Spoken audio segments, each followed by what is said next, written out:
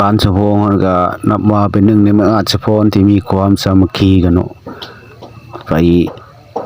ต้องการอย่างใดส่วนอย่างเนี่ยก็สามัคคีกันก็ได้ถือว่าบ้านเฮานับว่าเป็นหนึ่งในตัวเมืองอาจสะพรเนาะมีความสามัคคีฮักแพงกันช่วยเหลือกันสมโภชบ้านเฮามีใบหน้าใหม่มีไฟฟ้าสว่างสวัยโรงเรียนหลังใหม่สุดสวยงามตาถนนหนทางได้มีการพัวแปลงแล้วนะ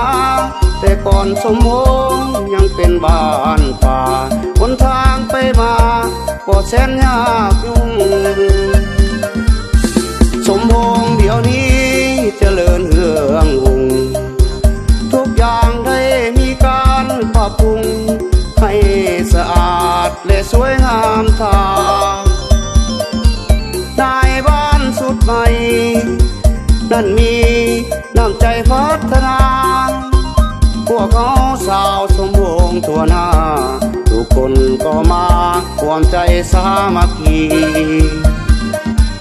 เดี๋ยวนี้บ้านเฮาทหารบ่คือแต่ก่อนเส้นทางสัญจรก็แสนสะดวกอีหลี